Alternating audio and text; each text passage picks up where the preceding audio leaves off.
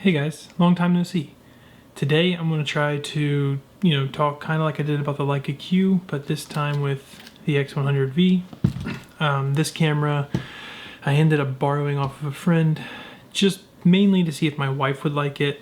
I'd shot with it a few times, usually only like a day or two. I'd borrow it for a day or two.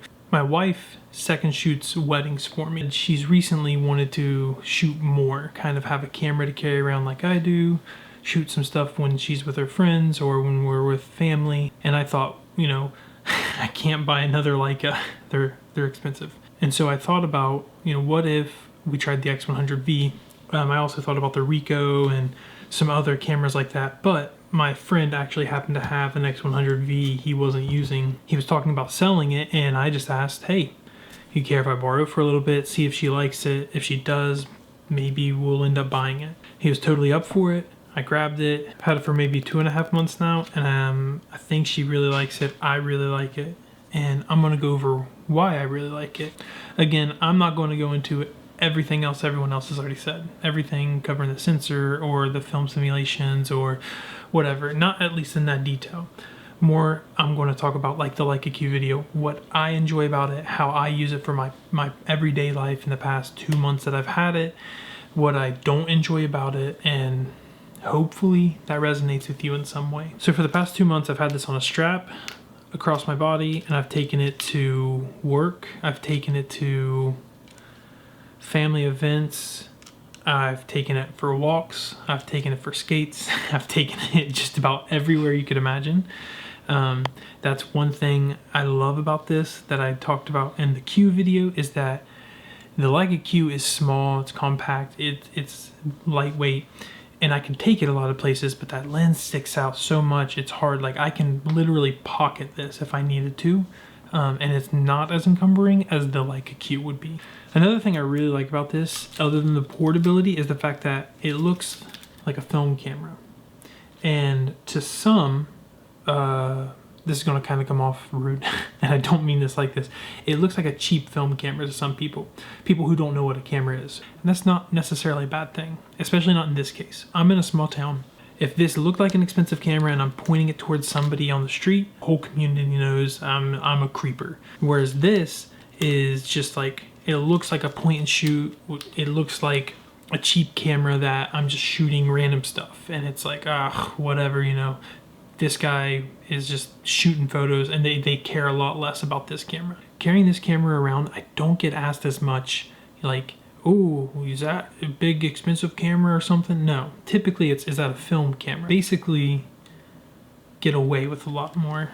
I've taken a lot of really great photos with this already in the past 2 months, and again, I've carried it with me just about every single day. Now, obviously, this isn't going to shoot exactly what my R5, for instance, shoots. I can change the lenses with, way smaller apertures. So something I really don't like about this camera, the write speed when you're using certain film simulations, really it's just the clarity. If you're moving that clarity slider, +1, -1, and so on and so forth, either way, the write speed then becomes forever long. And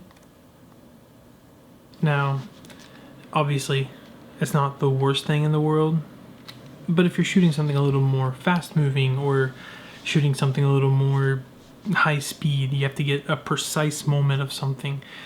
That's a little bit of a bummer, because if you miss it, you miss it, which is, I guess, more akin to film. You're a little more reliant on just being precise, which I do appreciate, and I really don't mind that a ton, because I'm not shooting super fast burst moments. The only time I'm doing something like that would be if I'm with my niece and nephew and they're running around and I'm just trying to like fire off shots and following them around. That's really the only time, unless maybe skateboarding, but I guess really if I'm out skateboarding with friends, I'm not necessarily trying to capture a ton of, it's more just kind of like capturing us hanging out, capturing us doing stuff, just being friends. Another thing I don't love about this camera is the low light. At least for me, the other night I was out getting dinner for my wife and I, and while I was waiting on the food, I decided I'm just gonna go walk around town, shoot some photos. And I noticed there was this Amish guy kind of just walking through town on his horse, and I thought, I'm gonna grab some photos of him. So as I'm running around, again, it's really dark, I'm in alleyways, it's kind of like ambient street light, and I'm trying to shoot these photos, and I've got my ISO cranked up to 4,000, 5,000 in some places, which honestly isn't the worst thing in the world. The images turned out all right. Maybe if I were to blow them up and print them, it'd be a little sketchy, but for just like Instagram or just for me to have, it really wasn't terrible. But if I'm trying to shoot anything low light that I'm necessarily going to try to use or put in a book, I might run into some issues depending on how low the light is, how much I have to crank the ISO. I was a little afraid to drop the shutter too much, only because he was on a horse. Some cases running, some cases walking. And that's really the only two things off the top of my head. I'm not trying to like tell you guys something you don't know. There's literally thousands and thousands and thousands of videos out there about this camera right now. It's such a popular camera. So I've used this camera for just about everything in the past couple months, from portraits to landscapes to documenting. But here at the end of the video, like I said, I'm gonna throw up these photos. I'll just show up a bunch of different photos that I've taken on this over the past couple months. Well, thanks for hanging in, guys. And sorry about not having a great upload schedule for those of you who do watch my videos when I upload them. And also, I'm sorry that my uploads haven't been super consistent. I had that stretch where I had a video up every week for 3 weeks, which isn't really that much.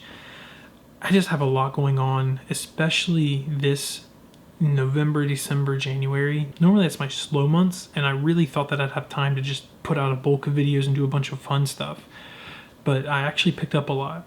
You know, I'm a full-time husband, full-time photographer, full-time barista, and part-time photographer for fun, unfortunately. And so to be able to shoot stuff and film stuff, it's just kind of getting messy. But this is something I do enjoy doing. I enjoy making the videos. I enjoy putting stuff together. And really, more than anything, I like to document. I love documenting my thoughts, my photos, whatever it is.